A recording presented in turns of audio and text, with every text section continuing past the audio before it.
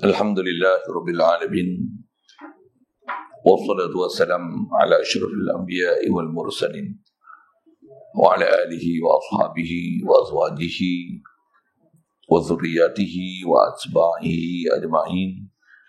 Subhanaka la ilma lana illa ma 'allamtana innaka antal alimul hakim.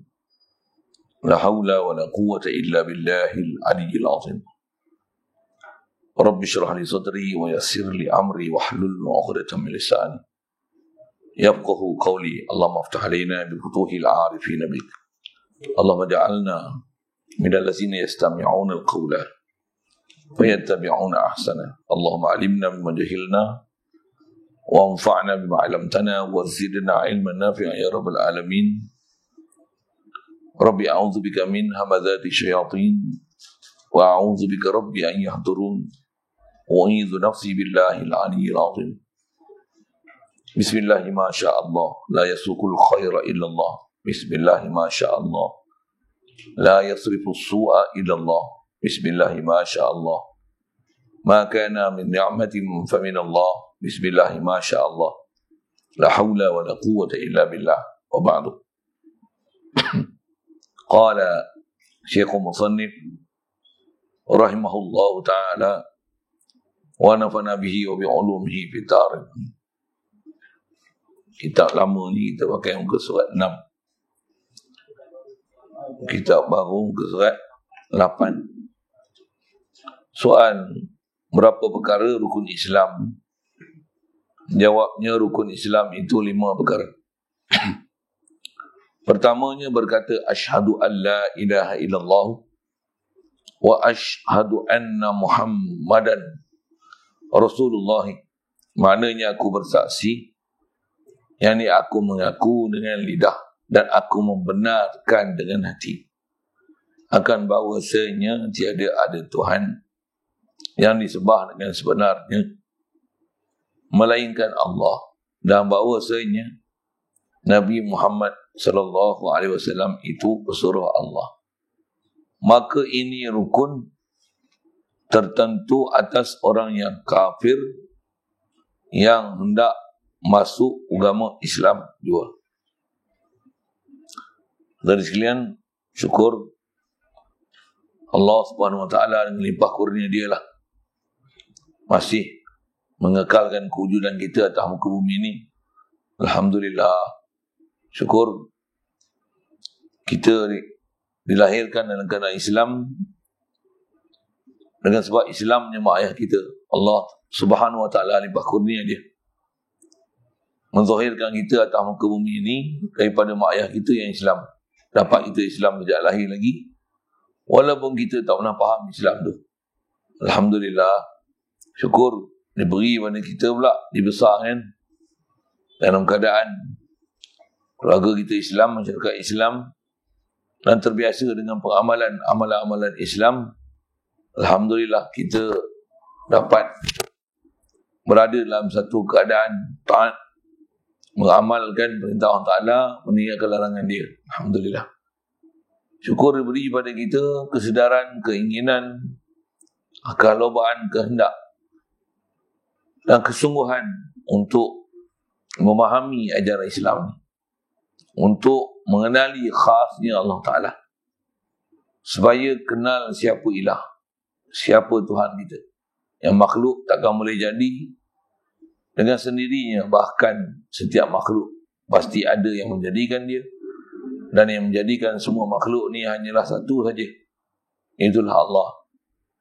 Alhamdulillah, diberi pada kita kesungguhan untuk mengenali Nabi kita Muhammad sallallahu alaihi wasallam, dan makin nak belajar mengenali Dia, mencintai Dia, mempelajari hukum-hakam syariat yang telah ditunjuk ajar oleh baginda, supaya kita boleh hidup perjalanan zahir kita betul tepat dengan jalan Rasulullah. Batin kita, ada akidah kita dengan Allah Ta'ala, dan ada akidah kita dengan Nabiullah. Alhamdulillah, syukur diberi pada kita keupayaan malam ni boleh hadir untuk solat maghrib berjemaah, boleh pula berada dalam satu majlis yang sangat mulia untuk kita nak meneruskan bacaan daripada kitab Aku Iman, insya-Allah. Kata Musannif rahimahullah ta'ala, soal berapa perkara rukun Islam?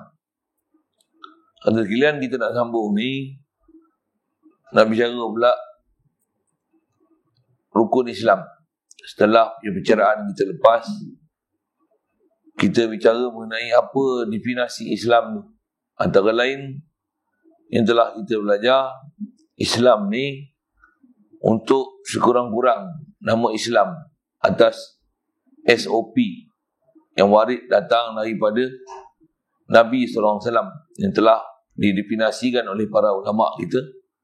Untuk nama Islam ni mestilah untuk Islam tu sah, khasnya di sisi kita lah, dan sah di sisi Allah Ta'ala, mestilah dengan melafazkan kalimah syahadah di mulut dan mengaku dan membenar di hati apa saja perkara yang dibawa datang oleh Nabi kita Muhammad sallallahu alaihi wasallam, terutama daripada perkara yang diistilahkan sebagai syai' ma'lum fid din bid darurah, perkara yang semudahnya dipahamkan itu adalah ajaran Islam yang boleh dikenali oleh semua lapisan masyarakat tanpa perlu bersusah payah.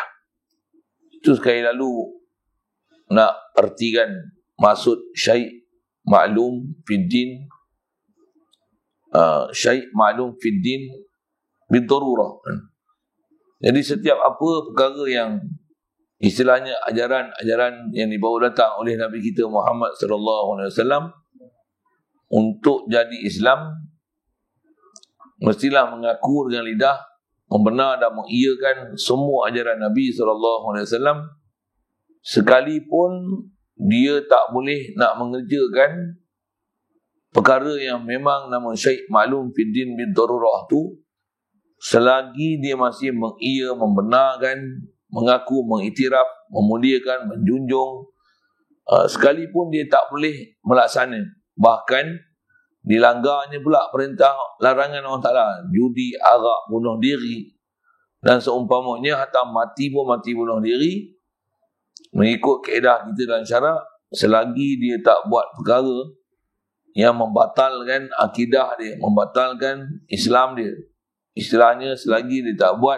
perkara yang murtad, na'udzubillah, sama ada sudut perbuatannya atau perkataannya, walaupun dia fasik, gila punya fasik, tapi tak pernah ada ungkapan dia mempelekeh, memperolok, mempersenda, mempermain-main ke ajaran Islam, khasnya benda yang syai' ma'lum fid din bid darurah, dia mati walaupun atas nama asi, fasik, berdosa besar, mati pula bunuh diri, kita wajib selesaikan dia mengikut kaedah Islam, mandikan dia, kafankan dia, semayangkan dia, tanamkan dia dalam perkuburan Islam, doa dia, yarhamukallah, sabatakallah, talqinkan dia dan doakan dia atas amalan yang telah diajar oleh para ulama kita, ambil faham daripada tunjuk ajar Nabi kita Muhammad sallallahu alaihi wasallam, tahlil ke dia, sedekah amalan untuk dia. Pasal apa? Masih status quo dia Islam. Itu antara kita belajar lepas. Jadi yang kita nak belajar ni seterusnya adalah atas soalan yang dikemuka kat kita, berapa perkara rukun Islam. Jadi setelah kita belajar definisi Islam tu apa dia, sekali lalu gitu, Islam ni rukun ni apa?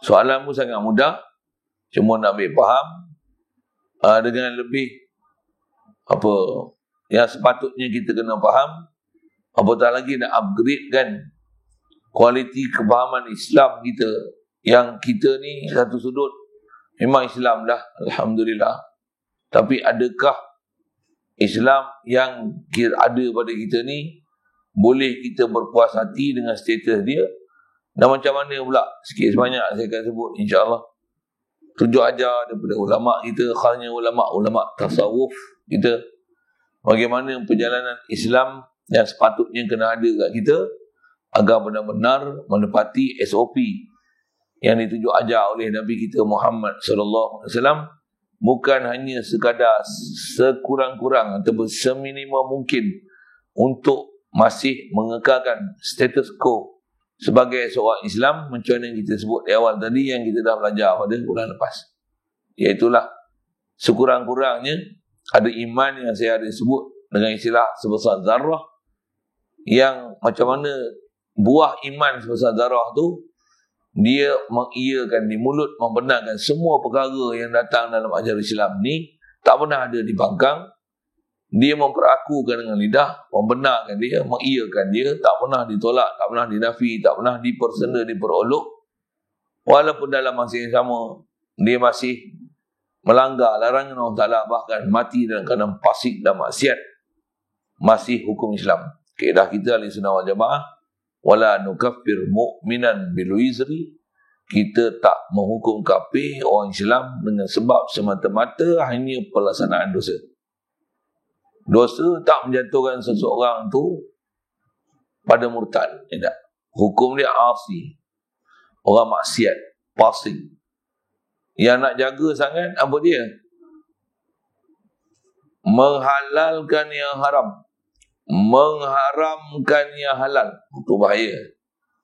Mempersenda, memperolok Islam, ajaran Islam, perkara-perkara berkaitan iman, memperolok, mempersenda, mempermain, menolak, membangkang, memperlekeh.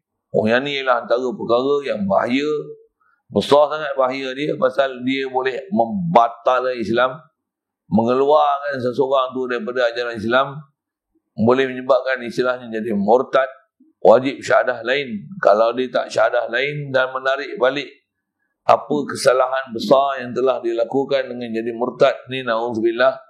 Kalau isteri ada pun tercerai, kalau mati dalam keadaan macam tu, pesaka tak dapat.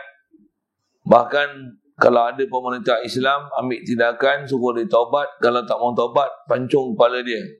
Ni virus besar, lebih besar daripada coronavirus ni. Siap, kali lalu gitulah. Jadi yang kita nak faham ni, dengan soalan ditanya berapa rukun Islam. Soalan sedang je, kita pun biasa dengar ada hadis Nabi menceritakan tentang rukun Islam ni. Bunyan Islamu ala khamsin. Islam dibina atas 5 perkara. Syahadati an la ilaha illallah wa anna Muhammadar Rasulullah, wa iqamis salat, wa ita'iz zakah, wa tasumu Ramadana, wa zakah, wa tu'tiyaz zakata, wa tasu wa tahujjal baita in istata'ta ilaihi sabila, kama qala. Sekali lalu dia sebut dengan perkataan dia dah ada sedikit syarahan berkaitan rukun Islam. Jadi atas nama rukun Islam ni, kata dia rukun Islam ni 5. Ambil definisi sikit apa dia rukun. Rukun ni asal definisi dalam kaedah usul fiqh, rukun ni ialah ma yalzamu min adamihi adamul hukmi, ma yalzamu min adamihi adamul hukmi, wala yalzamu min wujudihi wujudil hukmi, wa huwa juz'un minhu. Itu rukun. Apa dia? Dia lah satu perkara. Rukun ni lah perkara-perkara yang lazim, ma yalzamu min adamihi adamul hukmi. Kalau tak ada rukun, apa benda yang kita duk bicara khas-khas ni atas nama Islam ni, tak jadi Islam. Rukun perkara yang lazim daripada, kalau dia tak ada, apa yang kita bicara tu dia takkan jadi. Tapi kalau ada, tak semestinya apa yang kita buat tu jadi. Sekali lalu perkataan pendek dia macam tu lah. Boleh? Faham? Nak faham bab ni, contoh solat. Saya nak cerita rukun tu. Sehari tengok rukun di atas definisi yang sebut ulama'. Lepas tu dengan kita dah belajar dulu, dengan nak faham rukun Islam ni, nak faham rukun di sini dalam bab rukun Islam, rukun dengan mana apa? Dengar elok tak? Pasal pelajaran ni kita lama dah dengar belajar rukun Islam, tapi bila kita tak detail kan, kita tak faham prinsip, maksud, pengertian, huraian yang sepatutnya dipaham. Kita rasa macam kita faham, punya tak faham lagi. Tak faham lagi. Pasal kita kalau tak belajar betul memang bukan faham pun. Kita hafal dan dengar je. Tapi bila perincikan dia tak reti pun. Nak peralusi, apatah lagi dengan dia nak ambil hukum, apatah lagi ada orang persoal, menggelepar kita jawab. Tak betul tu nanti jawapan. Pasal kita tak faham apa pengertian rukun yang dimaksud dalam rukun Islam. Saya sebut contoh untuk nak contohkan tadi, saya kata nak contohkan mak rukun. Rukun tu makna apa? Sembahyang misalnya, kita sebut rukun sembahyang 13. Dan selain pada rukun, ada satu lagi perkara yang kita kena faham dalam pengistilahan dan pembahasan ulama ni adalah syarat. Ada syarat solat, ada rukun solat. Rukun solat contohnya Fatihah. Jadi rukun yang apa? Yalzamu min adamihi adamul hukmi. Perkara yang lazim daripada tak ada rukun, tak ada hukum. Kalau contoh solat, tak ada Fatihah, tak ada solat. Isyarat Nabi SAW, la salata liman lam yaqra' bi fatihatil kitab. Oh, kama qala. Kata Rasulullah, tak ada sembahyang tak terpakai kalau tak ada fatihatul kitab. Saya nak bagi tunjuk kata, rukun yang mana kalau tak ada dia, tak ada hukum, tak sabit perkara yang kita bicara. Rukun Islam maksudnya kalau tak ada dia, tak jadi Islam. Itu asal definisi rukun. Wala yalzamu min adami wala yalzamu min wujudihi wujudul hukmi. Tapi tak pula lazim bila ada rukun mesti sabit perkara yang dibicara. Contoh kalau Fatihah ni taklah dengan ada Fatihah ada sembahyang. Tak. Maksud apa? Fatihah rukun. Tapi untuk sah solat bukan saja perlu rukun, ada perkara lain. Bila ada Fatihah belum tentu sah sembahyang. Pasal apa? Pasal ada syarat lagi yang kena jaga. Menghadap kiblat, tutup aurat, suci pada najis, suci pada adab besar. Allahumma salli wa sallim ala. Ada wudu. Yang tu ada syarat-syarat dia yang kena jaga. Dan ada sabab yang kena melihara. Mesti masuk waktu. Tak semestinya bila ada rukun, maka ibadat tersebut sah. Belum. Tapi kalau tak ada rukun, memang tak terpakai. Jadi atas definisi tu, saya sebut ke solat tu untuk mudah faham. Pasal solat kita biasa dengar. Yang tu pun tak faham, tanya. Khasnya kita nak bicara tentang Islam. Jadi atas nama Islam, rukun Islam 5. Kalau tak ada 5 rukun Islam ni, tak ada Islam. Ma yalzamu min adami adamul hukmi. Tak ada rukun, tak ada Islam. Tapi bila dah sembahyang, kalau ada rukun ni dibuat, belum tentu sah Islam dia. Maksud apa? Selain pada rukun Islam, ada syarat Islam. Ada syarat Islam. Apa syarat Islam? Iman. Mesti membenarkan di hati itu. Yang tu adalah syarat Islam. Kita akan jumpa ni bab iman, insyaAllah bicara dia. Jadi sekali lalu yang tu definisi yang ada pada rukun. Dan untuk nama rukun juga, dia ada definisi sekali lalu macam tu. Wahwa juz'un minhu. Rukun ni dia juzuk daripada perkara yang kita bicara. Jadi kalau kata rukun Islam tu, mengucap kalimah syahadah, sembahyang, puasa, zakat, haji. Ambil mudah tu haji. Haji ni salah satu daripada juzuk Islam. Macam mana kalau sembahyang? Fatihah, rukuk, sujud. Sujud salah satu daripada juzuk solat. Kalau tak ada rukuk, pastinya tak sah solat. Tapi kalau ada rukuk, sah ke solat? Belum tentu. Pasal apa? Pasal dia perlu pada wudu, suci pada najis. Dengan bahasa lain, kerana setiap rukun mesti ada syarat. Setiap syarat pastinya pula ada rukun. Alright. Bahas ilmu macam ni ya. Kena tengok satu. Ngaji macam ni orang lari. Pasal apa? Dia kena tekun. Dia kan boleh nyanyi steam, poyo tu. Tambah pula tanya, sebut sekali lagi. Apa saya sebut ni dengan bahasa Arab? Oh, kencing lah tu, lari. Siapa saya? Bangun. Sebut. Ulang balik. Tambah ngaji mana tu? Itu imam. Oh, kena tanya gitu pula, lagi-lari. Oh, sorry. Saya gua tu sambil-sambil. Yang tu orang tak nak. Dan jangan tak tahu. Ngaji macam ni lah orang lari. Kalau ceramah santai, berat, semua orang boleh dengar.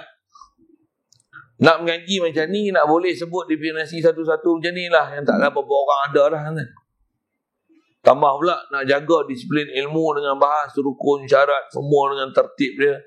Alat-alat dia untuk mengeluarkan sesuatu pandangan, pendapat, hukum hakam, nak dilaksana pula dalam masyarakat.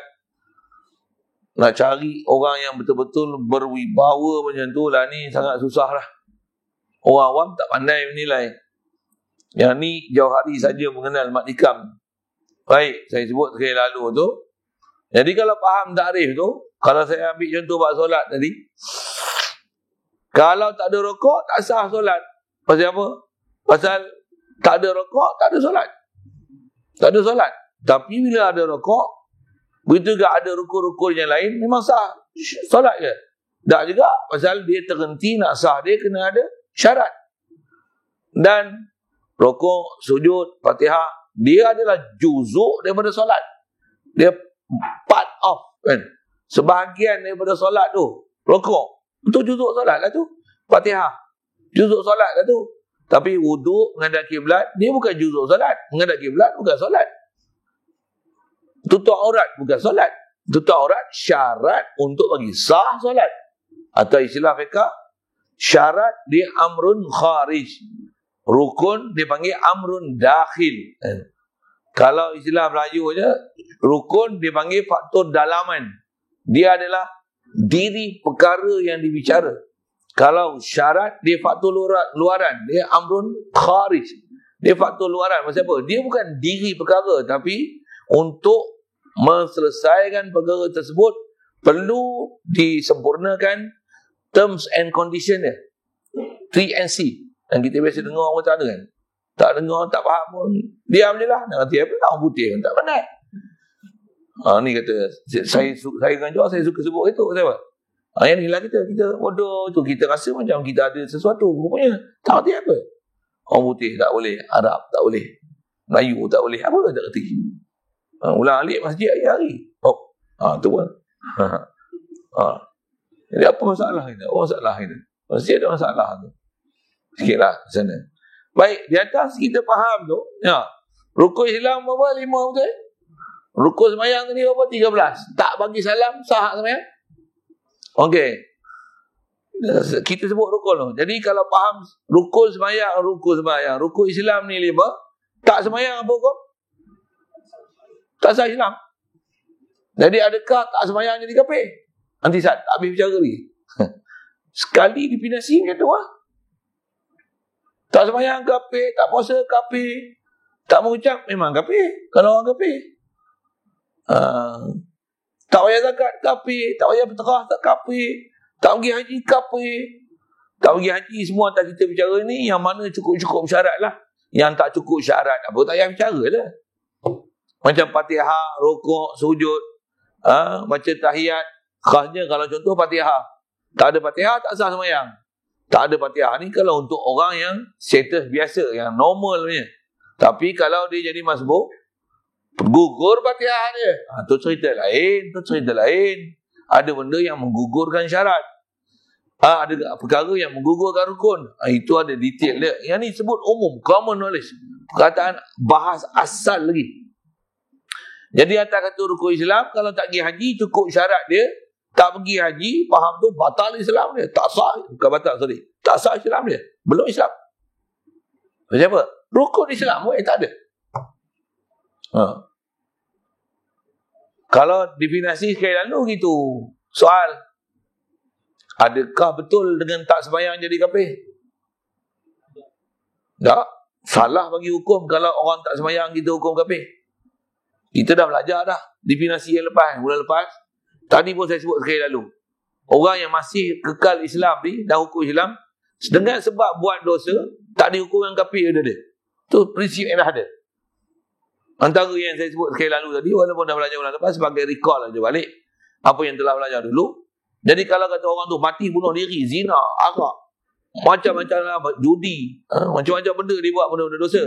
Tapi tak pernah ada dia buat perkara yang membatalkan, mempelekeh, mempersenda, memperolok ajaran-ajaran Islam ni, ajaran iman ni, perkara yang syahid maklum fid din bid darurah. Mati masih Islam. Mandi dengan dia, kapan dengan dia, tanamkan dia perguruan Islam, sembahyang dengan dia, tanam perguruan Islam, talqin dengan dia, kata apa, tahlilkan dia, sedekah untuk dia, mintakan dia rahmat, mintakan dia tasbih dalam kubur, sabatakallah bil qawli sabit fil hayat dunia wa fil akhirah. Doakan untuk dia. Macam apa? Allah maghfir lahu warhamhu wa'afihi wa'fu anhu. Dapat status doa tu. Asal lah sebut macam tu tarikh Islam. Jadi yang ni rukun ni kalau tengok sekali lalu tu tak sembahyang jadi kafir. Pasal apa? Pasal bila tak sembahyang Islam tak ada. Ulama atau pembahasan dia, saya nak bagi CP yang dulu, dalam bab Islam, rukun Islam, rukun bukan makna rukun. Dalam bab Islam, rukun bukan makna rukun. Melainkan mengucap kalimah syahadah, dan tu pun hanya untuk orang kafir je. Barulah rukun untuk jadi Islam, mengucap kalimah syahadah. Adapun kita orang Islam, khasnya kita dalam mazhab Syafi'i, dengan mak bapak kita Islam, tak jadi rukun atas kita untuk jadi Islam, untuk kita mengucap kalimah syahadah. Jadi dalam rukun Islam ni, rukun Islam 5 perkara ni, atas nama rukun, dia rukun pada sebutan, tapi dia bukan rukun dengan makna definisi dan pentakrifan. Boleh faham saya cakap apa? Boleh? Tak boleh faham? Faham? Tak faham? Kalau rukun dengan mana rukun, tak sembahyang kafir. Boleh? Faham? Macam mana tak ada rukuk, tak sah sembahyang. Boleh? Faham saya sebab apa? Adakah tak sembahyang jadi kafir? Tak. Kalau ada hadis pun sebut man taraka salata muta'ammidan faqad kafara jiharan. Siapa yang tinggal sembahyang dengan sengaja jadi kafir terang-terang. Hadis tu dia ada bertentangan dengan hadis lain. Itu ulama syarahkan macam mana? Apa maksud hadis tu? Dia atas prinsip yang telah dirumuskan oleh ulama dengan hadis, dengan qawaid, dengan takrif, dengan istilah, rukun, apa semua. Ulama kata tanggungan hadis tu yang kata faqad kafara jiharan. Siapa tinggal sembahyang jadi kafir terang-terang. Masuk kafir tu bukan kafir murtad, tapi faqad kafara tu kafara kufra ni'mah. Kafir tu kafir kufur nikmat, bukan kafir tu kafir murtad. Bukan. Itu pun syarat kata di kafir tu kufur kafir tu faqad kafara kufra ni'mah.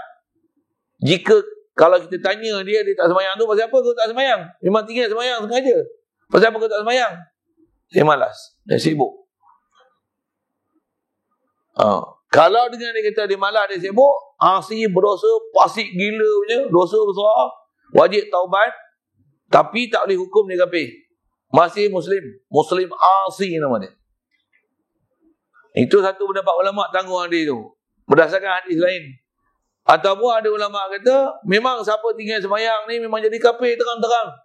Bila jadi kafir terang-terang ni, maksudnya kafir jadi murtad jika dia tinggal sembahyang, bersama tinggal sembahyang, dia langgar peraturan definisi Islam yang lepas. Apa dia? Dia tinggal sembahyang dalam keadaan dia menafikan wajib sembahyang. Dia memperolok-olokkan sembahyang. Dia persenda-sendakan sembahyang. Walaupun dia sembahyang. Orang tu murtad. Yang tu yang siapa tinggal sembahyang, kafir terang-terang. Yang tu yang belajar hadis saja, baca hadis saja bahaya. Macam apa? Bukan senang nak proses hadis. Hadis nak tengok satu hadis, bukan boleh tengok satu hadis. Setiap hadis tambah hadis ahkam. Semua hadis yang berkaitan dengan dia, ayat Quran yang berkaitan dia, naklah diselesaikan. Am, khas, nasih, mansur, mutlak, mujmal, apa kena selesai, baru boleh buat formulasi. Kalau tidak, sesat barat. Satu, kita lagi bagus belajar ilmu tauhid, ilmu fiqh, ilmu tasawuf. Berbanding pergi belajar Quran, apatah lagi baca terjemah Quran, pergi baca hadis, pergi baca terjemah hadis. Nanti tak? Bukan tak perlu ngaji, bukan. Saya tak kata macam tu. Tapi dari sisi keutamaan, priority dia, lebih baik belajar tauhid, belajar fiqh, belajar tasawuf. Belajar hadis, tak kena gaya, itu yang sesat barat ramai. Baca Quran, tengok terjemah je, ramai orang sesat barat dengan sebab hanya baca Quran. Walaupun memang ada orang kafir boleh jadi Islam, dengan sebab dia baca Quran, baca terjemah Quran, tapi kadang-kadang dia jadi Islam tu, bukan Islam originalnya. Pasal Islam dia Islam baca, Islam bukan dengan berguru. Dia Islam dari sudut, dia terima Islam macam benar, dia mengaku Allah Tuhan, dia mengaku Nabi Muhammad tu adalah utusan Allah Ta'ala, tapi bila tanya Allah Ta'ala duduk mana, dia kata duduk atas arah. Awat. Pasal dia hanya baca Quran. Dia hanya tengok terjemahan. Dia tak ambil akidah mengikut apa kefahaman yang telah dirumus oleh ulama ahli sunnah wal jamaah daripada seluruh isi Quran dan hadis. Jadi khas saya nak sebut tak mana? Tak kita cerita rukun Islam ni lah. Jadi bila kata rukun Islam, rukun ni bukan makna rukun. Boleh? Faham? Rukun bukan makna rukun. Kalau rukun dengan makna rukun, macam mana rukun solat dengan makna rukun solat, siapa tak rukun, tak sah solat. Betul? Jadi kalau dalam rukun Islam ni 5 rukun Islam, tak sembahyang maksudnya tak sah Islam, maksudnya kafir. Betul? Yang tu tak betul. Pasal kita memang belajar. Kalau kita benar belajar, kita akan faham 3 sembahyang bukan kafir. Yang salah hukum tu. 3 sembahyang bukan kafir. 3 sembahyang apa hukum? Fasik. Berdosa besar. Wajib taubat. Macam mana pun, saya sebut ni tuan-tuan pandai syarahan. Kalau ada orang kata 3 sembahyang boleh jadi kafir, macam mana nak buat? Tanggung dengan 3 sembahyang tu dalam keadaan dia menafikan wajib solat. Barulah dia 3 sembahyang jadi kafir. Boleh? Faham? Itulah pelajaran yang itu lalu. Itu yang mengaji tak boleh tidur tu. Mana boleh mengaji tu? Mengaji ni kena dengar satu. Seimbang kedai kopi, kedai makan, ke mana-mana macam mana? Mengerti tak? Mengerti tak? Rukun mana rukun? Faham tak? Tak kerti aku. Lama pondok, ngaji tidur. Dah itu. Itu yang mengaji tak kerti tu. Saya tak kata tuan-tuan tidur, nak tidur ikut mau. Tapi saya nak kata kalau nak mengaji, itu yang bila orang tak faham macam ni, itu yang keluar hukum merapu tu. Ngaji pula sekat tiang, ngaji tak habis. Dah lah ngaji tak habis, ngaji tidur kan tu. Ngaji pula mengaji ke orang merapu lagi lah. Ngaji terang orang betul pun, tapi bila syarat tak cukup, kata syarat tak cukup. Rukun mengaji ada. Tu pun dengan main tak ada. Kitab ada. Buku tulis tak ada. Pen tak bawa. Telinga pula bekak. Mata pula buta. Saja saya tak boleh. Saya syarah pergi kot tu. Kat sekolah kalau saya tak ngajak macam tu. Saya cerita sendiri. Tanya rukun balik. Bagi takrif. Kulis apa hitam salin. Sebut ramai-ramai. Di mana rukun apa-apa. Itu sebut balik. Okey. Baik. Kenapa kena kata dalam bab Islam ni rukun Islam bukan makna rukun? Pasal kalau rukun Islam dengan makna rukun, orang tak sembahyang je kafir habis. Sedangkan bukan macam tu realiti rukun Islam. Saya dah sebut takrif kita dah belajar lepas pun. Kan kita lepas sebut sekalipun dia tak sembahyang. Dia tapi bila tanya Islam apa sembahyang tu wajib tak? Dia mengaku semua rukun Islam sekalipun dia tak sembahyang. Dia makan babi, minum arak, berzina lagi, bunuh diri lagi. Mati macam mana? Islam. Tu tak sembahyang, minum arak lagi. Minum arak apa? Kafir ke? Tak, minum arak tak jadi kafir. Fasik, asli, berdosa. Boleh jadi kafir tak? Boleh jadi kafir. Bila? Bila dia menghalalkan arak. Dia tak arak ni minum banyak, mabuk, haram. Minum sikit, tak apa. Tak apa lu jadi kafir. Pasal menghalalkan yang haram. Yang tu jadi kafir. Jadi kalau kes sembahyang, 3 sembahyang tak jadi kafir. Berdosa. Fasik gila punya. Boleh jadi kafir ni bila? Bukan wajib sembahyang. Aku pergi sembahyang pun, tak murah pun rezeki. Ni tak sembahyang pun, kaya pada mahal lagi. Negara tu. Ayat tu boleh jadi kafir tu. Pasal apa? Memperlekeh-lekehkan solat. Boleh faham saya kata apa? Yang tu yang asal nak cerita, rukun dalam bab Islam bukan makna rukun. Itu mana apa? Dia dengan mana ma'azimul Islam. Rukun Islam dengan mana perkara besar. Bahasa kita terjemah, bahasa Melayu ni dia tiang seri Islam. Dia bukan makna rukun. Kalau makna rukun dengan takrif tadi, ma yalzamu min adamihi adamul hukmi, adamul hukmi dia adamul mahkum alaih. Saya panjang tu, tuan-tuan akan faham. Dengar saya sebut saya lalu tu. Wala yalzamu min wujudihi wujudul hukmi wa huwa juz'un minhu. Yang ni yang kata kena faham takrif. Gaji macam ni, mau istilahnya bawa istilah bahasa ilmu, bahas satu-satu. Nanti hukum hakam apa dia. Yang ni yang kata mengaji ni, kalau tuan-tuan baru mari, tak payah tu masjid, mari duduk terus. Pasal apa? Tuan-tuan tinggal takrif tu, tuan-tuan tak faham dah apa bahas tu. Okay.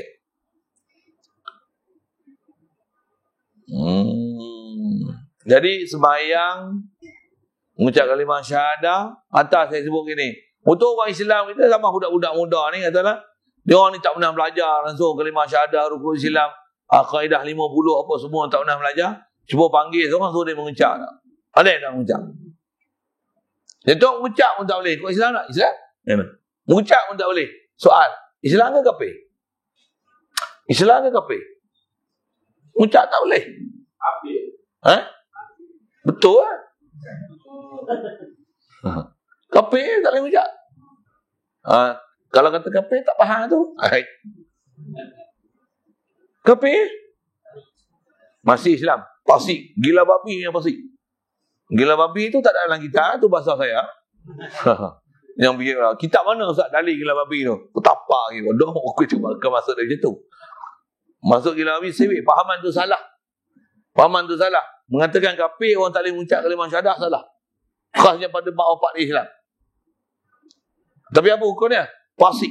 Cuai gila babi. Itu saya nak guna bahasa gila babi tu. Nama kita belah Agrik ni sebut gila babi, tak heran babi mana tengok duduk melintas itu taman ni pun babi masuk ke tak masuk orang masuk jadi heran apa babi okay. Saja saya buat lawak tu ni. Okey, saya nak sebut apa, jadi orang tak boleh mengucap kalimah syahadah ni kafir ya? Kalau dia daripada mak bapak Islam tak kafir, tapi berdosa gila lah. Kenapa lah tak ajar dia pergi ngaji, mak bapak dia tak hantar pergi sekolah mengajar Islam. Mak bapak dia kata aku hantar dah, tapi dia tak mengaji, dia main lah, lari daripada sekolah Arab lah, sekolah ni lah, panjat pagar, duk isap okok, ganja, ketum apa lah. Macam mana? Kafir ke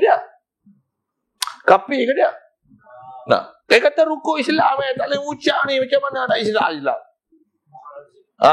Rukun Islam dengan mana ma'azimul Islam, dengan mana tiang seri Islam, benda besar dengan Islam. Bukan dengan rukun, dengan definisi rukun ma yalzamu min adamihi adamul hukmi wala yalzamu min wujudihi wujudul hukmi. Tak faham tu memang kena ngaji lain. Baik. Itu saya sebut kau ucap kalimah syahadah, pergi haji pula. Tengok orang senang-senang, kaya-kaya, datuk-datuk, projek gini. Tak mau pergi haji lagi.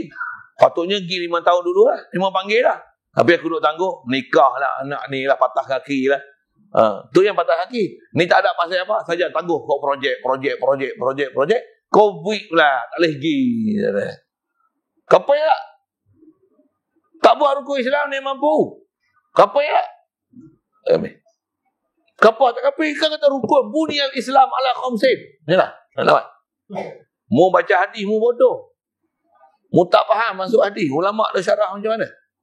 Rukun dalam Islam tu, bunyal Islam tu, walaupun nama arkanul Islam, rukun tu bukan rukun yang mana rukun dari segi definisi, dengan tarif istilahi, tapi rukun dengan mana ma'azim, jamaah ma'azimul Islam, bukan mana rukun betul nafsi kalimah dengan mana definisi dia. Baik, faham?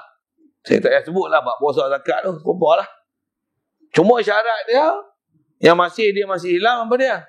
Jangan ada pak Islam ni dia pelekeh, dia pesanda, dia perolok, dia nafikan.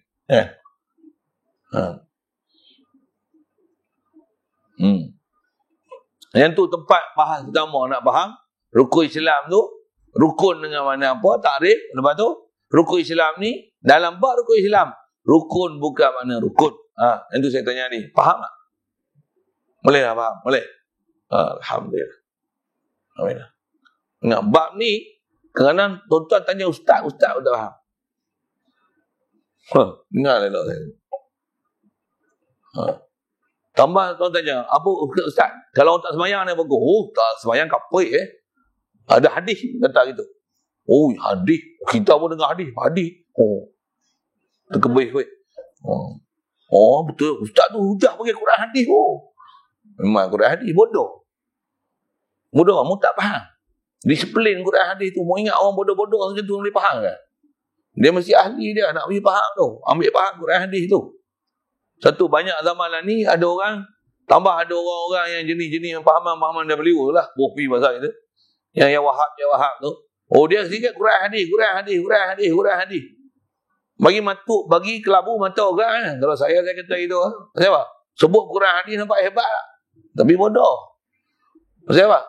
Ada dia ambil ayat mansuh. Dia ambil ayat mutasyabihat. Tapi dia syarah muhkam.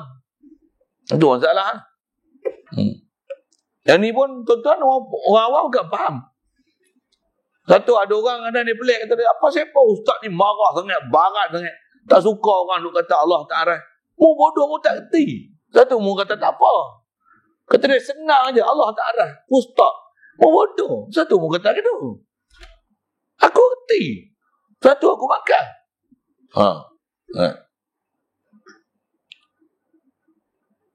Saya tadi isu macam tu, saya tak mahu tepuk meja tu. Pasal saya kerti. Orang awam tak kerti. Yang ni lah bala sangat. Zaman ni. Allah. Yang ni yang kita ketanusan jumpa orang yang kerti, orang yang faham disiplin ilmu, faham bahas. Nak jaga rukun syarat ni. Ya Allah. Baik. Garang kita dia disebut apa ni. Jadi pertama rukun Islam ni kata dia berkata atau mengucap, itu perkataan yang kita lah, mengucapkan, mengungkapkan, melafazkan apa dia? Asyhadu an la ilaha illallah wa asyhadu anna Muhammadan. Patutnya ada asyhadu tu. Tulisan tertinggal. Macam kaedah kita khasnya dalam mazhab Syafi'i, untuk sah Islam ni kalau disebut orang kafir mesti ada asyhadu pada dua tempat. Pada la ilaha illallah, mesti ada wa asyhadu pada Muhammad Rasulullah, anna Muhammad Rasulullah. Mesti ada. Jadi kitab ni dia tertinggal. Dia tu bukan pengarang lah. Mungkin cetak tulis apa ke, ada tukang tulis dia ke. Tok guru yang saya dia tak lupa benda tu. Ataupun dia telajak tulis ke lepas tu. Dia kata mu repair diri lah, mudah kerti. Yang ni silah dalam saya ngaji. Tok guru kata apa? Ni tamrinut tulab. Nak mengajar pelajar. Apa? Mu tengok, mu kerti tak kerti, mu faham tak faham dalam kepala otak mu. Hukum mengucap kalimah syahadah ni mesti ada asyhadu pada dua tempat. Ni tengok tak ada ni. Mu betul lah kita aku pasal aku dah terajak tulis, aku tak tulis asyhadu kat situ. Saya ngaji disiplin tutup guru ajar itu. Macam tu ni. Tu lama dulu dia tulis ikhlas semua. Dia bukan tulis kitab dia ni. Orang kata apa nak nunjuk dia pandai apa. Bila terajak lah tulis macam mana. Tulis ya, ada orang betul lah nanti tu. Satu nak baca kitab, mesti orang pandai. Kalau orang tak pandai, dia baca kitab, tambah pula dia punya faham apa dalam kitab tu lain daripada apa pengarang tu tulis. Dia akan kata pengarang ni sesat ni. Pengarang ni sesat ni. Padahal pengarang tu punya masyhur. Ibn Arabi, Syekh Al-Jili, Imam Al-Ghazali misalnya. Imam ulama besar-besar tu. Imam As-Sayuti. Sebut nama ulama kita ramai sangat kan. Tapi pasal dia bodoh, dia baca tu dia tak kerti nak tanggung macam mana. Kita ni ulama ni terkeluar daripada ahli sunnah macam mana ni. Kelepak kelebuk. Padahal masyhur yang tu ulama ahli sunnah macam mana. Dia bodoh tak kerti nak faham apa yang kita tu. Satu juga bawa tu.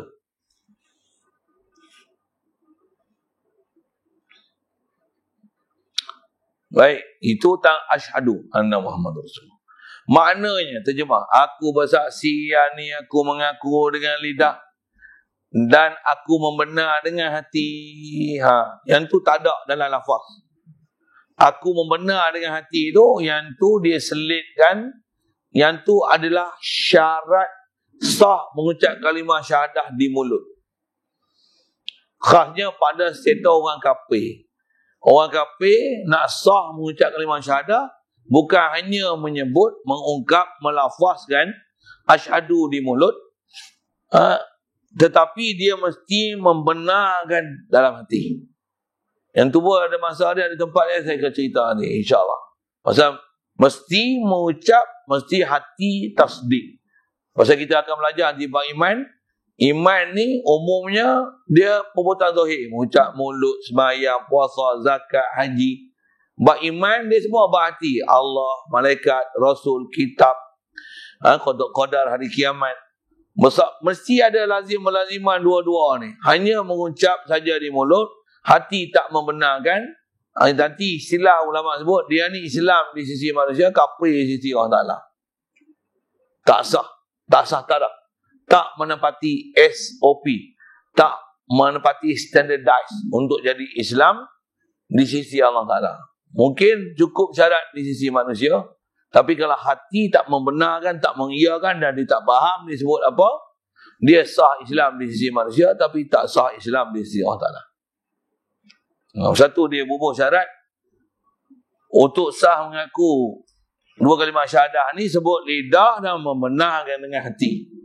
Yang tu kalau ikut syarat yang kharij, yang terkeluar daripada sebut kalimah syahadah. Dia amrul kharij. Pasal dia syarat. Dia bukan rukun syahadah. Dia syarat syahadah.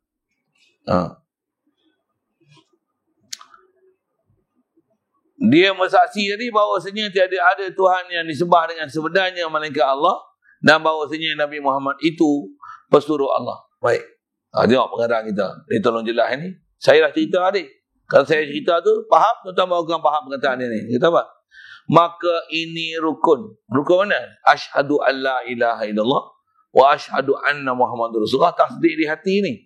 Yang ni rukun ni tertentu atas orang yang kafir yang hendak masuk agama Islam juga. Apa? Orang kafir nak masuk Islam mesti kena ucap kalimah syahadah. Tak ucap kalimah syahadah tak terima Islam ni. Satu masyhur kita dengar dalam sejarah, antara yang tak dihukum Islam ikut jumhur ulama ahli sunnah wal jamaah ni pasal mengucap kalimah syahadah ni syarat, walaupun dalam hidup dia tak pernah lihat dia ni bangkang Rasulullah. Dia memang bela pula Rasulullah. Bahkan dia kata kalau nak buat apa dekat Muhammad ni, kalau buat apa pun kezalim ke Muhammad ni, aku akan bela dia. Kalau bahasa kita ni, over my dead body first is you want to disturb my anak menakan. Muhammad yang mengaku dia Rasulullah tu, kalau engkau nak pegang-pegang dia, aku pak menakan dia. Aku akan jaga dia. Tapi dia tak pernah mengucap kalimah syahadah. Mengikut jumhur ulama ahli sunnah wal jamaah, bila tak mengucap kalimah syahadah pasal dia syarat, pada orang yang kafir, apa hukum? Pada pak menakan Nabi, tak dihukum Islam. Abi Talib ni. Macam apa? Pasal dia tak mengucap kalimah syahadah. Dan memang dia mati, tak mandikan dia, tak kapankan dia, yang atas nama buat tanam perkumpulan Islam, sembahyangkan dia tanam perkumpulan Islam. Tidak. Macam mana saya tak hidup zaman tu, pergi rujuk sejarah. Tapi kita masyhur dengar memang macam tu lah. Yang macam tu lah. Jadi kalau tanya pasal apa, padahal dia tak pernah bangkang Nabi. Memang tak pernah bangkang Nabi, dia bela Nabi. Bahkan Rasulullah sedih di atas meninggalnya pak menakan dia ni pada tahun sebelum setahun sebelum Rasulullah hijrah, sebelum berlaku peristiwa Isra Mi'raj tu, pak menakan Nabi meninggal, begitu juga isteri Rasulullah meninggal. Dua orang yang menjadi istilahnya penyokong kuat, pembela kuat dalam masyarakat Quraisy ni, yang menyokong, jadi istilahnya penyokong lah perjuangan Rasulullah ni. Isteri Rasulullah, Tuhan, korban harta dia dengan pangkat dia, orang semua kenal. Khadijah binti Khuwailid ni, siapa dia? Dan pak menakan Nabi ni, orang memang kenal dia, antara pembesar Quraisy yang sangat dihormati pada zaman tu. Meninggal dua orang ni. Macam mana pun dia tak ucap kalimah syahadah. Atau jumhur sebut, bila syarat tak cukup, Islam dia tak sah. Siap. Jadi syarat atau rukun ni mengucap kalimah syahadah ni dia tertentu atas orang kafir yang untuk masuk Islam juga. Jadi kalau orang yang mak bapak Islam macam mana? Saya nak mengajar pun saya sebut selalu dah, mujuk kita jadi kita ada atas muka bumi ni, Allah bagi jadi kita lahir pada mak bapak kita Islam ataupun salah seorang daripada mak bapak kita Islam. Istilah hujung putih sikit, kita dapat co-status mak bapak kita. Mak bapak kita Islam, kita Islam. Yang saya tanya tadi tu yang kalau umur 50 ni, cuba mengucap kalimah syahadah sikit. Mengucap kalimah syahadah. A'udzubillahi minasyaitonirrajim. Weh, kalimah syahadah lah. Syahadah lah ni. Bismillahirrahmanirrahim. Alhamdulillahirabbil alamin. Punya bodoh kalimah syahadah tak tu apa dia? Soal, Islam ke kafir? Jangan silap jawab. Saya tapak ni. Islam ke kafir? Kenapa Allah Islam punya bodoh kalimah syahadah tak kenal? Tak jadi rukun macam dia untuk mengucap kalimah syahadah dan untuk kenal kalimah syahadah. Sampai macam tu rahmat jadi Islam keturunan bakal dengan sebab Islam. Dan rahmat dia besar ni tambah di akhirat esok. Jahat buah macam mana buat masuk neraka dengan rahmat Allah Ta'ala dan dengan syafaat Nabi Muhammad SAW tak mustahil untuk dia berbuah dalam syurga. Tapi jangan main akidah hak menyebabkan dia jadi kafir, murtad. Mari fahaman Wahabi, dia kata Allah tak arah. Habis. Boleh batal akidah tu. Mari fahaman duk pelekeh solat, duk lukis kartun, peluk Rasulullah. Habis. Boleh batal syahadah dengan lukis kartun. Satu bahaya anasi boleh jadi murtad ni. Kalau katalah seluruh Malaysia ni tak ada langsung anasi murtad ni.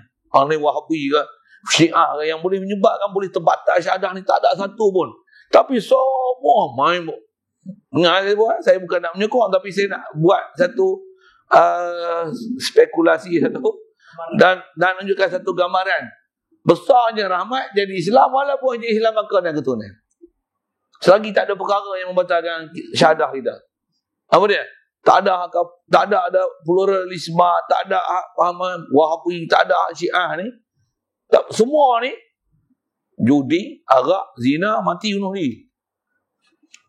Dengan rahmat Allah Ta'ala, semua tu ahli syurga tu. Pasal apa?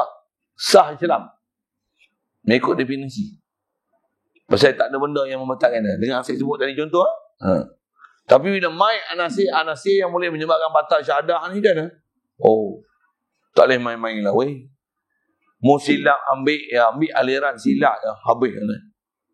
Pasal pahaman-pahaman jenis pemikiran menyerang umat Islam ni dari segi pemikiran ni bahaya sangat. Suatu masa dulu mai timbul isu-isu hukum akal Islam. Dia bukan rukun Islam. Dari sudut kata nama rukun tu tak.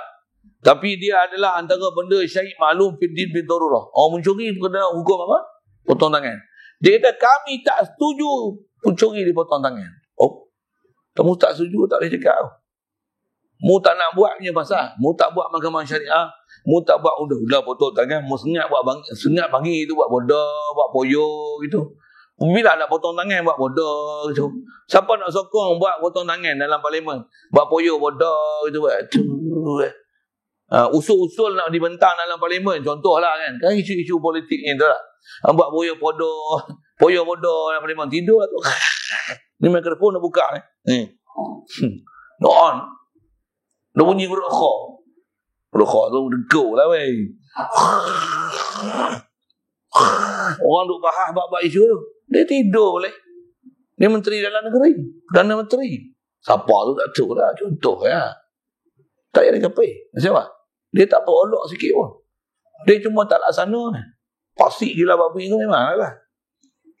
Tapi tak jadi kafir. Yang jadi kafir ni masalah tahu mana? Bangkang. Satu, bangkang ni bahaya. Bangkang bahaya.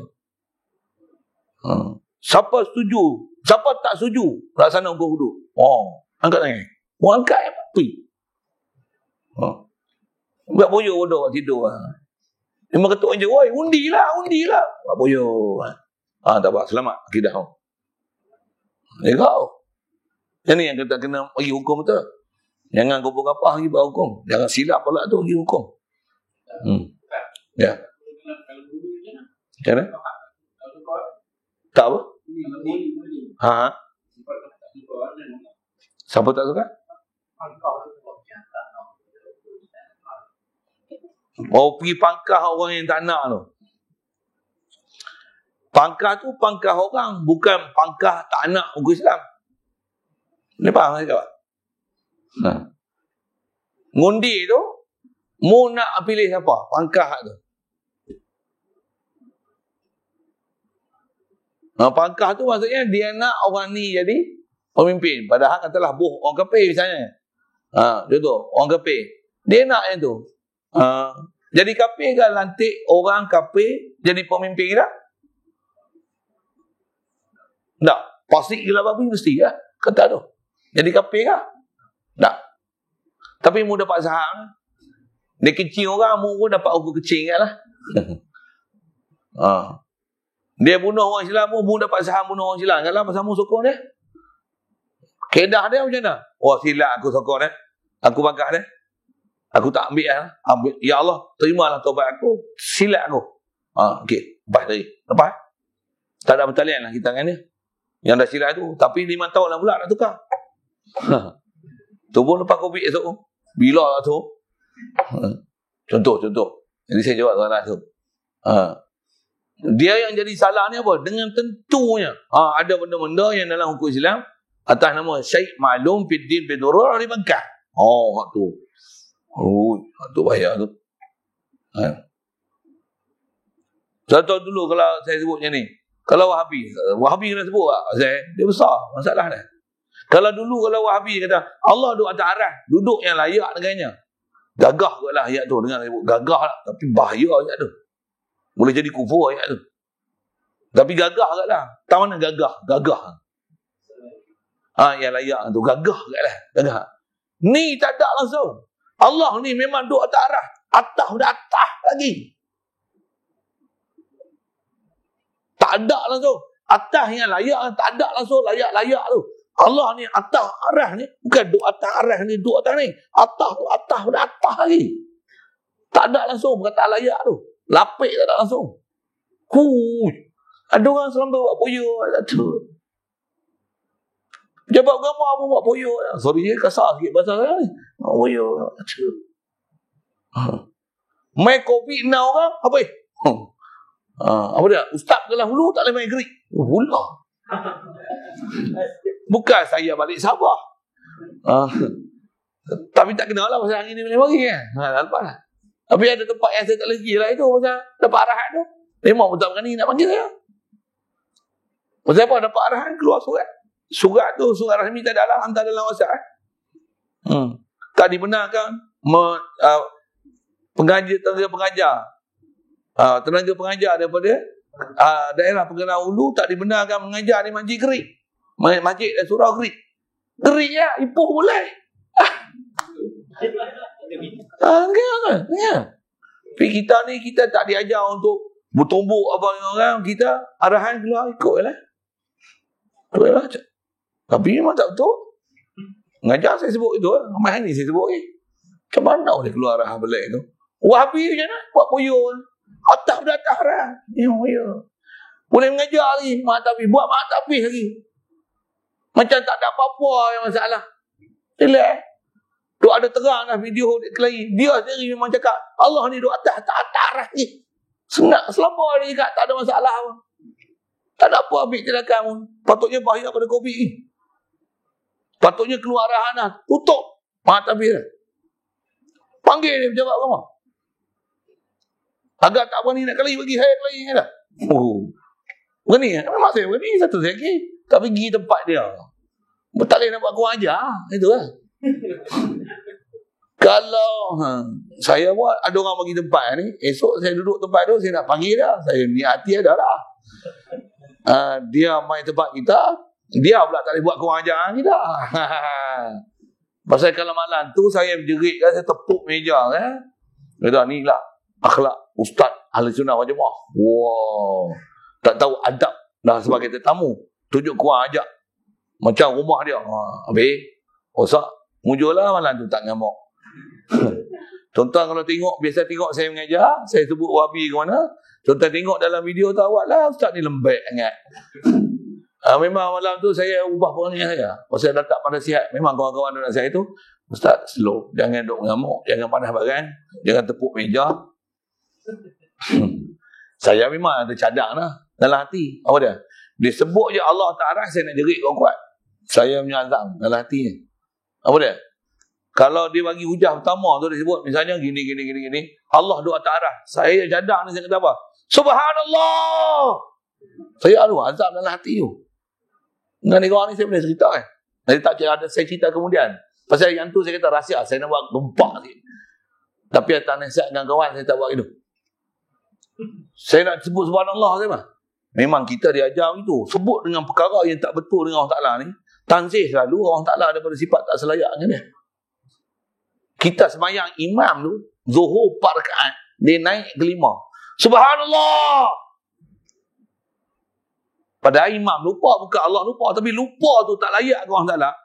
Tanzih langsung sifat lupa pada Allah Ta'ala. Subhanallah!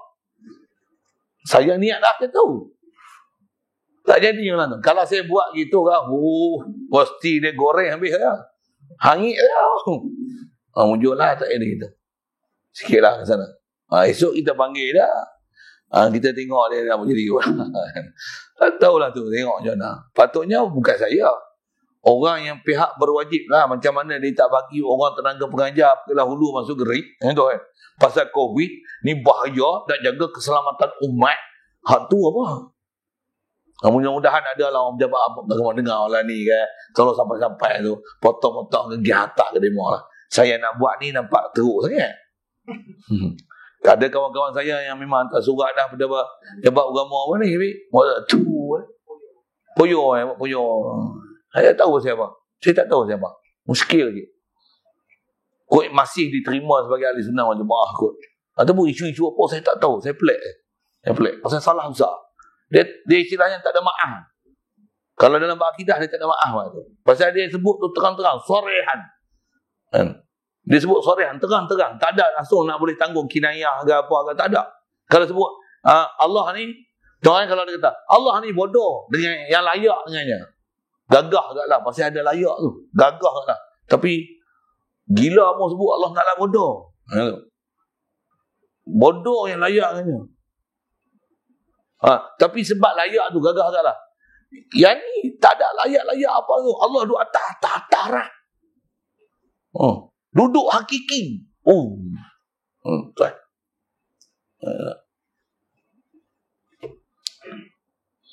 Macam mana boleh pergi situ Untuk kalau tak ada anasir-anasir ni, orang Islam ni semua bodoh. Judi, arak, macam katalah contoh Bosnia Herzegovina dulu kena tentera Serb apa dulu kan. Tuan, berikut ceritanya dia orang ni dalam rumah ni semua ada mini bar. Masuk je ada mini bar. Tulis bismillah lah, apa lah, assalamualaikum ada. Sampai dia tak tahu dah arak ni haram. Sampai bodoh macam tu. Tapi dia kata ni tunjuk bismillah pun kami pun tak tahu baca lah. Tapi kami orang Islam. Kalau mati macam mana? Dengan rahmat Allah Ta'ala, dia tak ada fahaman pelik-pelik, tak ada. Tapi Islam dah bodoh sampai terang macam tu. Tapi bila tak ada benda yang membatalkan akidah dia, pasik memang pasik lah. Berdosa memang berdosa lah. Tapi dengan rahmat Allah Ta'ala, dia ahli syurga kan esok. Walaupun atas nama Islam, atas status quo mak bapak dia. Tok nenek moyang dia dulu Islam. Ya. Waktu mahal jadi umat Islam ni. Cuma nak kata padan kata tu. Tu satu hal lah. Jadi semua tu kita duk bahas, tak bicara masalah rukun tu lah. Jadi rukun dalam kalimah, dalam rukun Islam ni, rukun bukan mana rukun. Rukun dengan mana ma'azimul Islam. Benda besar, tiang seri. Tak ada ni Islam cacat cedera. Macam mana pun jadi kafir lah. Untuk jadi kafir ni, kalau orang kafir tak sebut Islam, tak mengucap kalimah syahadah, rukun hanya untuk orang kafir yang baru nak masuk Islam. Dan yang keduanya, rukun Islam adalah sembahyang fardu tiap-tiap sehari semalam 5 waktu. Sedia maklum kan? Rukun Islam tu. Ketiganya memberi zakat pada harta yang bangsa wajib zakat. Ini pun kena ngaji. Saya nak tahu mana, nak tengok tahu mana. Zakat kena ni pada harta yang wajib zakat. Harta yang tak wajib zakat, janganlah apa wajib zakat. Benda memang tak wajib, janganlah kata wajib. Saya pernah bertanya dulu dengan Tuan Guru Haji Cik ni, masa tu awal-awal mula nak cerita zakat pendapatan. Zakat pendapatan tak wajib. Saya tanya dia, saya memang tahu dah hukum tu kan, tapi nak dengar penjelasan daripada dia ni kan. Dia pun biasa dengar dah, pasal dia pun ada anak murid dia dong ngaji, dok cerita perkembangan semasa lah gini. Pergi ziarah dia sekali, pergi tanya. Tuan Guru minta izin nak tanya. Apa dia? Zakat pendapatan ni hukum macam mana?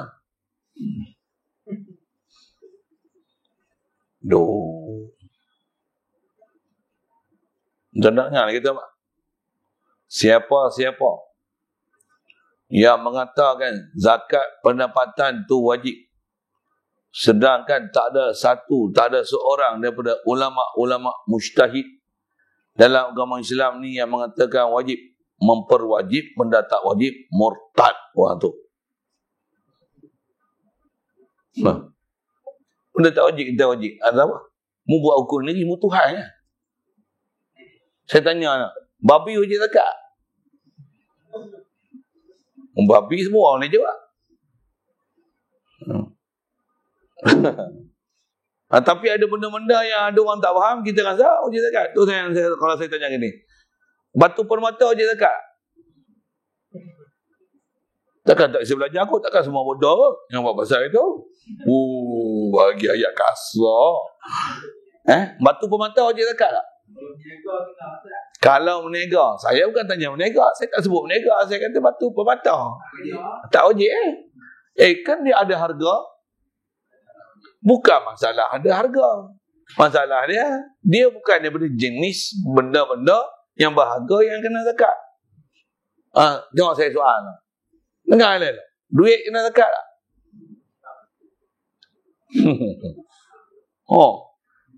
Memang duk sebut duit kena zakat lah kan? Betul kan? Tak? Duit dengan batu permata mana mahal lagi? Tak tahu. Wallah. Batu permata lah mahal lagi. Besar tak hidung seketul ni lah. Umur 3 juta, 4 juta. Permata hari lah. Permata palsu tu. Tak kira lah. Tak mahu nak permata tunggal satu dalam dunia ada seperti ni. Waktu bilion-bilion. Nak ambil pun, nak pergi tengok je laser tu. Silap ambil pun, apa hancur. Apa nak sebut? Kena zakat. Kena zakat tak? Kan berharga. Bukan masalah berharga. Dia masalah jenis benda kena zakat. Untuk belah lembu kena zakat. Belah kambing kena zakat. Belah unta kena zakat. Belah rusa kena zakat. Kenapa tak pandai-pandai lah. Mu pandai hukum. Kenapa tak? Bukan daripada jenis binatang kena zakat. Pandai alhamdulillah. Kan senang ya. Simple kan. Benda ada benda simple. Cuma kita bila ada kuasa ni, kita ikut je lah. Kata apa? Cakap lebih-lebih lagi masuk bagai jarang lah. Yang tu kalau kita cakap jadi salah. Bahkan kalau saya tolong betul dia orang kata sebenarnya tak wajib zakat. Betul dia nak kutip juga saya nak kata macam ni. Saya tolong syarah untuk dia. Dan saya tak pernah dengar orang majlis agama kan syarah bab ni. Saya yang tolong syarah bagi pihak dia. Saya kata macam ni. Majlis agama wajib juga zakat pendapatan pasal macam ni. Kalau tak wajibkan zakat pendapatan tu kena bagi dekat income tax. Income tax ni dia ambil kerajaan negeri, tak pun kerajaan persekutuan. Ya. Bila bagi kerajaan persekutuan, tak ada peluang untuk orang Islam untuk mentadbir duit tu. Totally, sepenuhnya. Jadi macam mana cara untuk kita dapat duit orang Islam yang bayar duit zakat pendapatan ni, sedangkan zakat pendapatan wajib bayar. Boleh faham tuan? Daripada bagi dekat federal ataupun dekat kerajaan negeri, lebih baik bagi dekat majlis agama Islam. Boleh guna untuk orang Islam khasnya. Banyaklah sikit kita yang sebuah pendapatan. Jadi kata wajib zakat ni buat apa? Untuk teknikal nak ambil zakat pula cukai income tax tu, bila bayar zakat pendapatan tak perlu bayar zakat tak bayar income tax, kaedah untuk lari income tax supaya duit tu dipegang, dikuasai, ditadbir oleh orang Islam.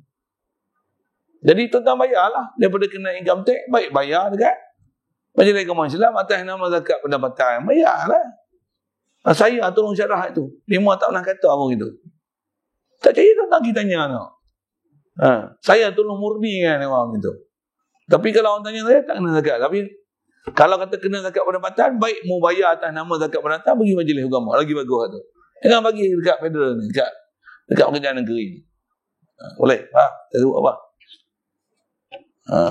Jadi asal nak sebut apa? Ke zakat tu sikit.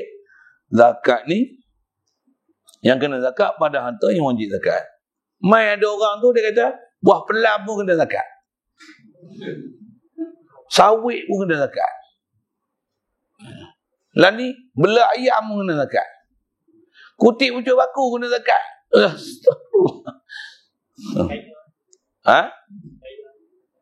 Aci kaya. Aci ada pendapatan. Aci ada pula. Dia kata bela ayam, jual ayam kampung kena zakat dulu. Sampai dapat bonus ke apa, dapat anugerah misalnya. Toko Mahal Hijrah dapat RM100,000 kena bayar zakat. Ni zakat rikas kata dia. Bila pula aku pergi rikas pergi gali Lombok mana? Dia kata tu rikas. Sekarang pening buat fiqah. Saya carah tu panjang. So, saya menyambil sikit tu. Atas kita bicara rukun Islam. Kita buat apa? Zakat. Atas nama duit tak kena zakat, duit ke dalam SP tak ada zakat. Betul? Kalau katalah duit ke dalam SP tu kena income tax. Ke dalam SP kena income tax? Tak ada. Daripada kena income tax, bayar atas nama zakat. Tapi nak wajib zakat kan? Tak. Tapi Majlis Agama kata kena. Tuan-tuan nak bayar, ikut mau. Itu yang kalau saya nak kata, ada benda yang sepatutnya dia tak boleh ambil, dia pergi ambil. Dan dia sibuk pergi ambil. Kalau kita kata tak bayar, tak wajib bayar, dia pelik kat kita, dia hukum kita salah. Cakap macam tu, pasal majlis kata wajib. Memang sebenarnya bukan wajib pun. Nak bahas satu-satu, saya berani beradak. Boleh cerita sebiji-sebiji. Kok demo lari kot. Apa saya nak sebut ni?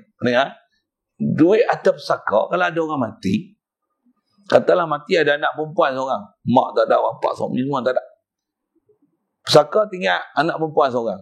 Anak perempuan tak boleh makan pesaka habis. Dia boleh ambil separuh kalau dia seorang. Kalau dia 2 orang atau lebih, anak perempuan je ada. Dia boleh ambil 2/3. Kalau katalah anak perempuan tu seorang, separuh dia punya, kalau harta ayah dia ke mak dia meninggal tu, ada 1 juta, 500,000 anak perempuannya, ya, 500,000 siapa punya? Baitul Malnya.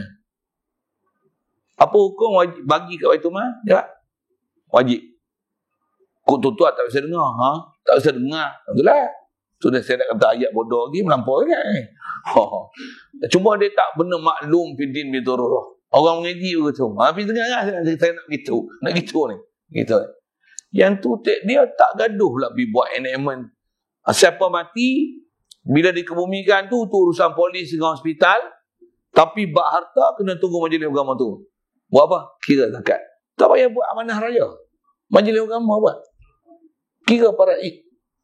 Kalau habis lah. Bila tak habis, yang ni harta apa, bagi penilai tengok, tanah lah apa, harta, rumah apa, bagi nilai tu, bagi siap-siap berapa siapa waris, ini, duty stamp kan dia ke apakah untuk penguasaan, keluar surat mahkamah, macam ni.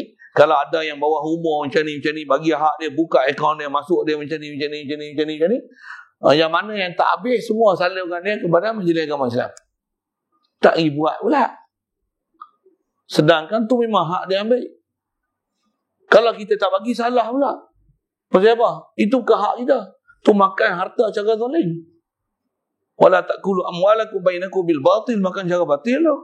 Tapi yang tu dia tak buat apa-apa undang-undang macam poyo. Saya guna poyo tak lah, poyo. Daripada dulu ni sampai sekarang, seolah-olah macam tak ada orang tegur. Tak ada orang begitu. Tak ada orang nak royak dia kok dia. Saya bubuh pasar itu lah bunyi hulu sikit. Tak ada orang nak royak kau dah. Mah kau dah. Bunyi dia. Tak kalah, tak ada seorang pun beritahu. Mungkin ada tapi benda tu tak dipedulikan. Takkan tak ada seorang pun ahli ilmuwan Islam yang reti dalam bab tu. Mungkin ada tapi tak tahu ada kekangan apa. Wallahualam dalam bab pengurusan pemerintahan, kekangan apa kan. Yang ni kena tanya dia mah. Saya boleh buat andaian je lah. Tapi saya nak tunjuk apa? Yang tu dia tak pergi ambil, sedangkan aset besar tu majlis agama tu kat tu. Lagi besar pada dia zakat. Yang zakat dia nak kutip ni. Lagi esok musangki pun kena. Kalau musang jebat, musang jebong tu memang tak kena. Musangki. Sikit. Asal nak cerita zakat. Yang tu saja menjambi sikit. Asal kita bicara rukun. Yang tu menjambi lah dah sebut tu. Asal nak cerita. Pasal nak kena faham bab zakat ni mesti benda yang memang dalam kaedah syarak kita kena zakat. Mau kena zakat. Benda tak wajib zakat dengan pewajib dia. Memperwajib benda tak wajib zakat. Bahaya akidah. Pasal seolah-olah jadi Tuhan buat hukum syariat baru. Benda yang tak wajib kita wajib.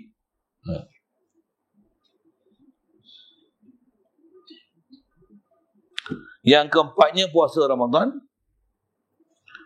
Yang kelimanya mengerja haji. Atas orang yang kuasa kepadanya akan jalan. Sedia maklum. Maka jika tiada.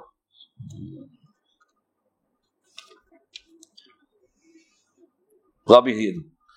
Maka jika tiada wajib pergi haji. Maka tiada wajib pergi haji atas orang yang tiada kuasa pada hisi. Jadi orang yang tak mampu untuk pergi haji, tak pergi wajib. Macam kita kena COVID aku ni lah.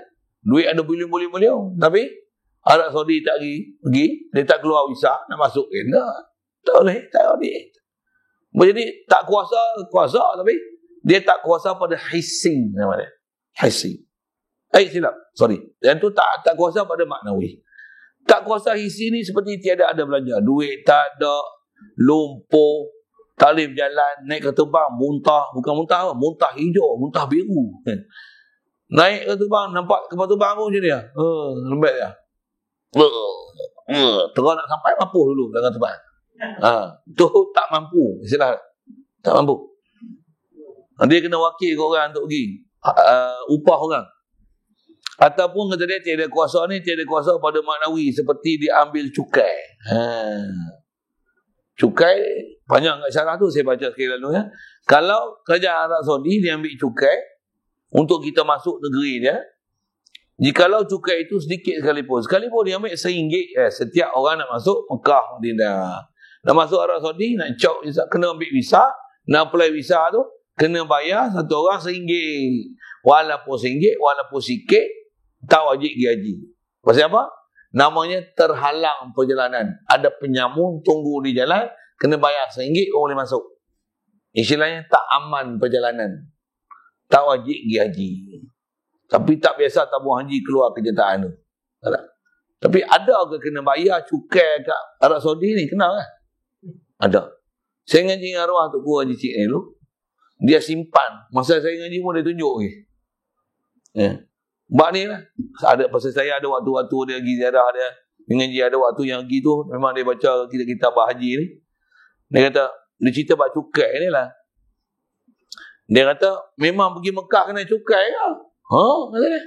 No, aku simpan resit pergi Mekah, yang dia pergi Mekah. Dia tulis lah, kapal terbang dulu dia pergi yang kapal laut. Kapal laut gini. Bawah tu, orang ni ngomong apa? Invoice kan? Invoice tabung haji keluar tu. Dia tulis apa? Cukai Wahabi. Dia tulis itu. Dalam invoice tu, tulis cukai Wahabi. Kalau ada wari-wari dia saya nak suruh ambil klik, dia ambil. Memang dulu tulis cukai Wahabi RM500 dulu. Masa dia pergi tu. Maksudnya nak dapat visa kena masuk RM500. Visa nak masuk satu negeri kena bayar ni. Yang ni kalau sistem antarabangsa dia panggil cukai levy. Betul? Betul tak? Levy kan? Dia panggil levy tax. Betul? Tak tahu. Cukai levy. Macam nak pergi Amerika, pergi Australia, dia kena bayar tu. Kena apply visa apa kan? Yang tu dipanggil cukai levy. Cukai levy ni dia cukai antarabangsa. Jadi orang yang tak faham perjalanan agama ni, dia pun pakai hukum antarabangsa tu, padahal bukan hukum Islam. Yang tu hukum cukai, hukum penyamun di jalan, menghalang untuk orang jalan masuk pergi haji, nak lalu mu kena bayar kat aku pun boleh lalu. Yang ni nama dia penyamun. Bila penyamun, nama dia tak aman perjalanan, tak wajib pergi haji. Selagi ada cukai tu, selagi tu tak wajib pergi haji. Nak pergi tak? Pergi tapi kena belah penyamun. Ada pun mengaku. Situlah. Itu sikit cukai buat pergi haji. InsyaAllah sambung nanti. Dia masih nak bicara hukum Islam tu lah. Tak mengaku, mahu dan menerima. Yang ni dia akan balik dengan definisi Islam yang telah kita bicara dulu. Wallahu a'lam. Soalan yang ada.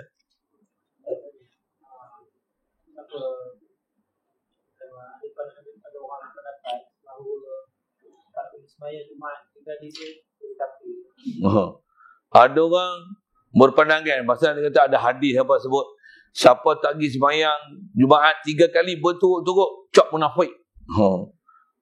Kalau berapa kali cok kafir kot. Tak tahulah tu kan. Ada hadis tak ada? Hadis tu. Tapi adakah kaedah macam tu dalam agama kita? 3 kali tak pergi Jumaat jadi munafik. Kaedah kita jangan kata 3 kali. Sekali tak pergi Jumaat jadi fasik. Atau mestilah. Munafik tak munafik tu, kalau atas riwayat hadis ada pun tak bagi hukum ke orang munafik, bukan kaedah dia macam tu.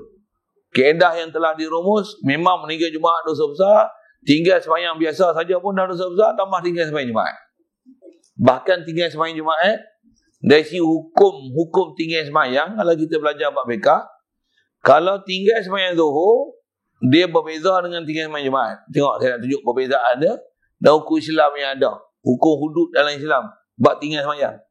Kalau tinggal sembahyang Zuhur, ada orang saksi, kata dia sembahyang Zuhur, tak sembahyang Zuhur, tak boleh tangkap dia lagi. Pasal boleh jadi dia musafir.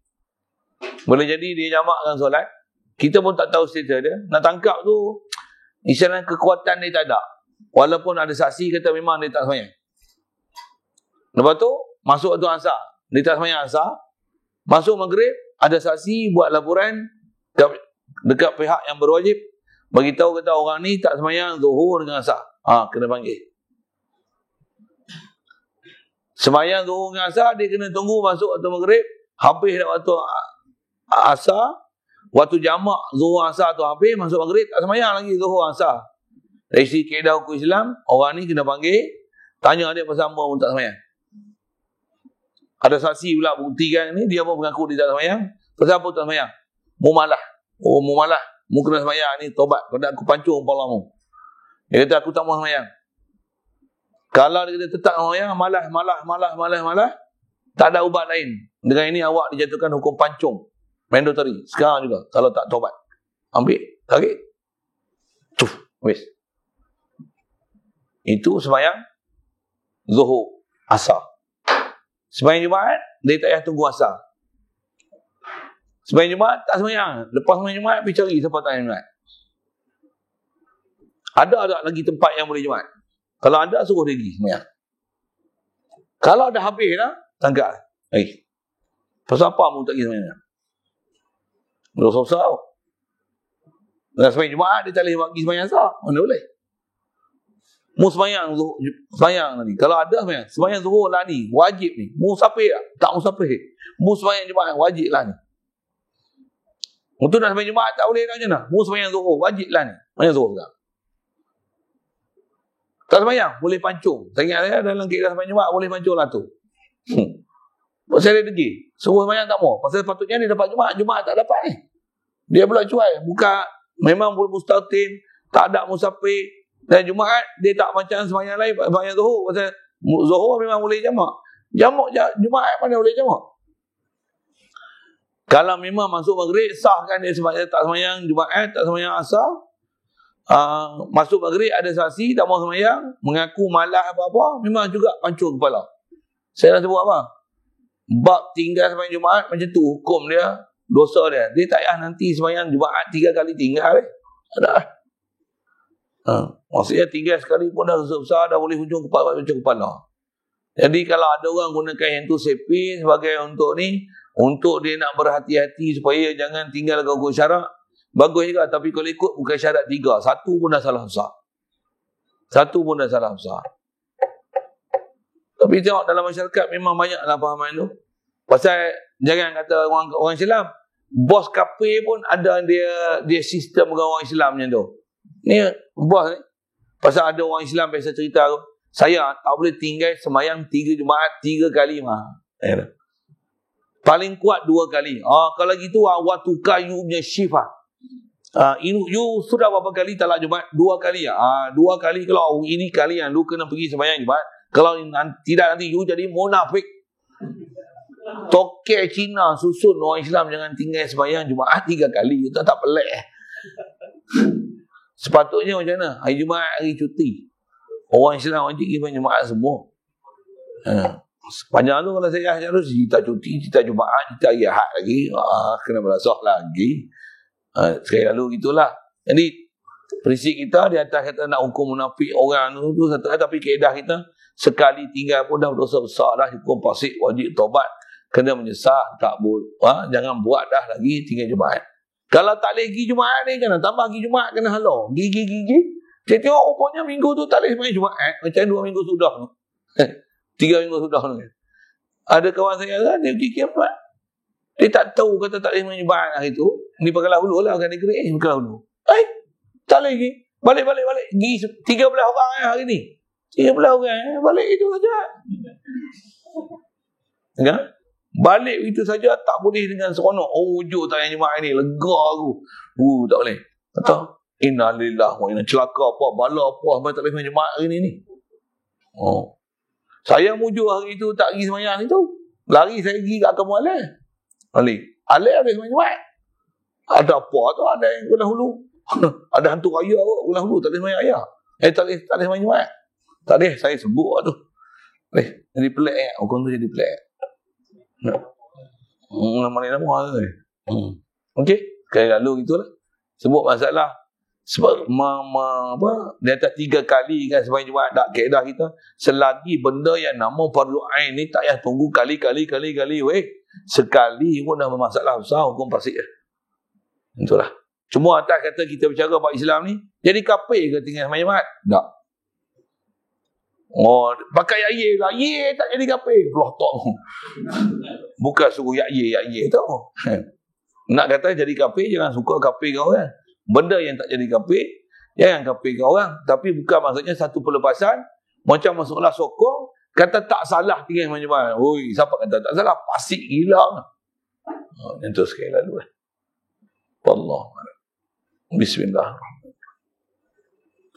Allahumma nawwir qulubana min nuri hidayatika kama nawwartal arda min nuri syamsika abadan bi rahmatika ya arhamar rahimin.